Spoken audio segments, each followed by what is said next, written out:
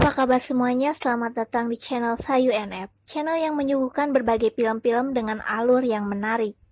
Kali ini kita akan bahas film dari negara Thailand dengan judul Handle Me With Care. Sebuah film yang menceritakan perjuangan seorang laki-laki yang mempunyai 3 tangan. Seperti biasa, sebelum menonton yang belum subscribe, ditunggu subscribe, like, comment, and share-nya ya.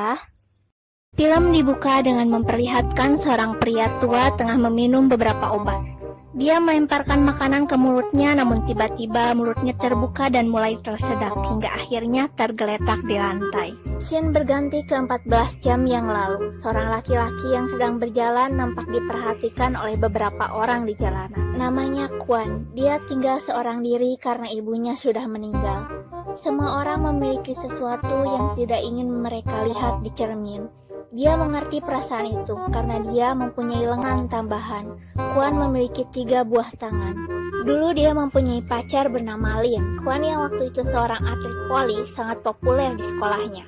Namun dia tidak pernah mengikuti pertandingan resmi karena semua lawannya menganggap dia melanggar aturan. Lin memutuskan hubungan dengan Kwan karena dia bertemu pria lain yang mempunyai peralatan dari Italia melebihi kemampuan 3 tangannya untuk memuaskan Lin. Kwan bekerja di sebuah kantor pos sebagai penyortir surat-surat karena kemampuan 3 tangannya yang cepat.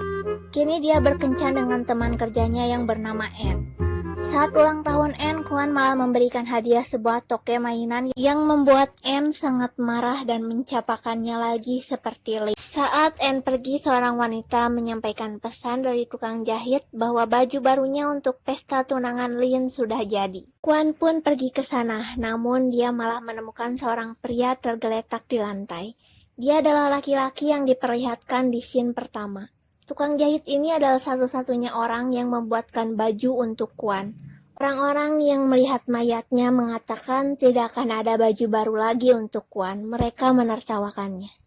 Esok paginya, Kwan menelpon seorang dokter yang bernama Dr. Sombon. Dia mengatakan bahwa dia yang berada di acara televisi 2 tahun yang lalu. Acara itu membuatnya tampak menyedihkan, sehingga dengan 3 tangan dia sulit melakukan pekerjaan. Dr. Sombon menemukan Kwan dari acara televisi itu. Dia bersedia mengamputasi lengan tambahannya dengan gratis. Dulu Kwan belum menginginkan hal itu, namun kini dia mulai menginginkannya dan menghubungi Dr. Sombon. Kwan mengundurkan diri dari pekerjaannya. Dia mulai berbenah untuk pergi. Dia juga memasukkan abu ibunya ke dalam botol kecil agar dapat dibawa kemana-mana. Saat hendak pergi, tiba-tiba mobilnya mati. Dia membawanya ke bengkel dan berencana menjualnya. Ketika di bengkel, dia bertemu temannya Lori yang menawarkan tumpangan ke Bangkok. Mereka pun pergi saat malam hari.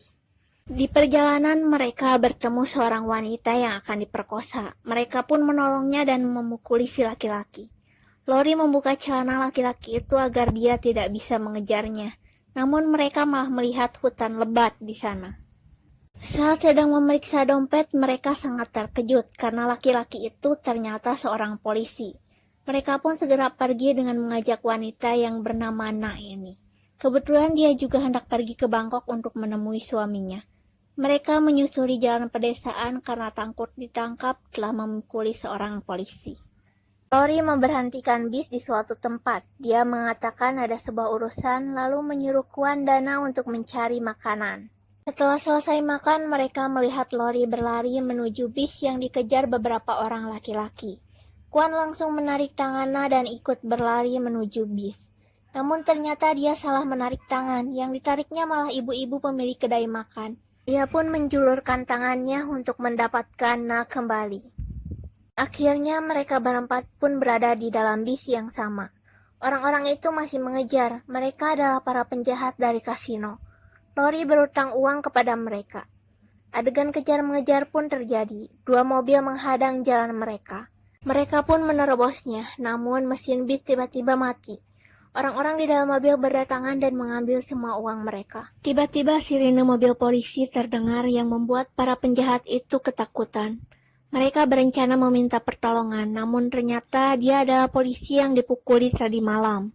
Mereka dibawa ke kantor polisi, tapi karena Na mempunyai foto saat polisi itu telanjang, dia mengancam akan menyebarkannya dan mereka pun dibebaskan. Lori mengajak mereka menginap di rumah kenalannya sembari dia memperbaiki mobil. Namun saat Kwon dan Na tertidur, Lori kabur dengan semua uang mereka. Dia juga membawa abu ibunya yang dikira bubuk narkoba. Untungnya Lori mengembalikannya. Mereka mencoba mencari tumpangan karena sudah tidak ada uang lagi. Kwon menghubungi dokternya mengatakan bahwa dia akan terlambat. Na meminta Kwon untuk menelponnya. Dia bilang tidak ada yang menghubunginya selama setahun ini. Kwon pun menelpon Na, padahal itu adalah uang terakhirnya. Mereka sangat kelaparan, lalu Na mencuri uang sumbangan di jalanan dan digunakan untuk membeli makan. Namun Kwon tidak memakannya karena itu hasil curian. Dia malah memetik buah dari pinggir jalan. Mereka pun melanjutkan perjalanan dengan berjalan kaki dan mulai mencari tumpangan lagi. Saat Na mendapatkan sebuah mobil, Kwon tertinggal dan menyuruh Na untuk duluan. Kwon menyelinap ke sebuah mobil yang berhenti di pom, namun di perjalanan perutnya terasa aneh. Dia pun meminta turun dan segera pergi ke semak-semak. Setelah urusannya dengan semak-semak selesai, dia kembali ke jalanan. Namun sepertinya dia sangat rindu semak-semak dan kembali lagi. Dan terus seperti itu sampai beberapa kali sampai dia mulai lemas. Ketika tenaganya kembali pulih, dia menumpang sebuah mobil bersama seorang laki-laki yang hanya bisa mengatakan, "Saya orang Thailand." Mobil itu diberhentikan oleh polisi. Mereka memeriksa kotak-kotak yang ada di dalam mobil.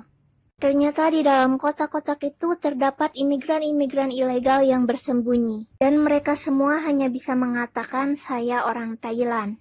Mereka semua dibawa ke kantor polisi. Saat di kantor polisi, Kwon bertemu dengan Na yang akan diperkosa lagi oleh pemilik mobil. Mereka pun berjalan bersama lagi. Mereka berbincang-bincang tentang suami Na yang bercita-cita menjadi pesulap di Bangkok. Malam hari, hujan turun dengan lebat. Mereka menemukan sebuah bangunan dan mulai menelusurinya. Ternyata itu sebuah museum. Penjaga museum mengizinkan mereka menginap malam itu. Pagi harinya, museum sudah penuh dengan orang banyak. Na mencuri beberapa koin dan membeli minuman. Seorang gadis kecil mengejar anjingnya dan hampir saja tertabrak mobil. Untungnya Kwon dapat menyelamatkan gadis itu sekaligus anjing dan kucingnya. Semua orang di sana bertepuk tangan. Orang tua gadis itu mengundang mereka ke rumahnya untuk makan dan memberikan beberapa uang sebagai bentuk terima kasih. Karena sudah punya uang, mereka pun pergi dengan bis dan tiba di Bangkok dengan cepat. Namun saat sampai, tempat praktik dokter itu tutup pada hari Sabtu dan Minggu. Mereka pun pergi ke sebuah klub yang dikatakan seseorang tempat suami Na tampil sebagai pesulap. Saat sedang di kamar kecil, Kwon bertemu orang yang sedang dikeroyok. Dia berusaha menolongnya.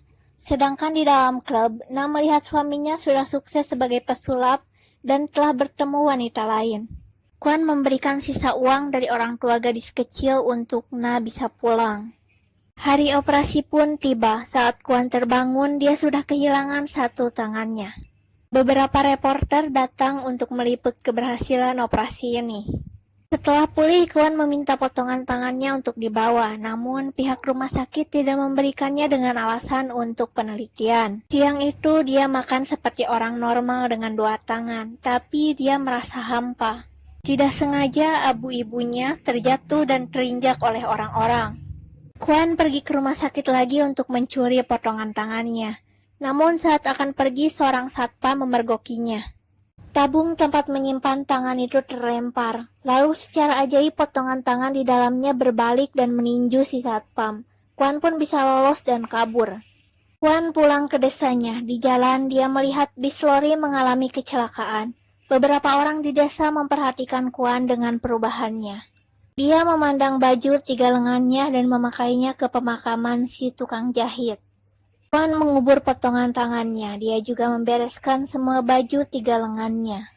Suatu hari dia melihat sebuah surat. Ternyata itu dari Na. Dia meminta Kwon datang dan ingin melihat penampilannya setelah mempunyai 2 tangan. Kwon pun datang ke desa Na. Dia menemuinya di kebun teh dan mereka pun berpelukan. Film pun berakhir.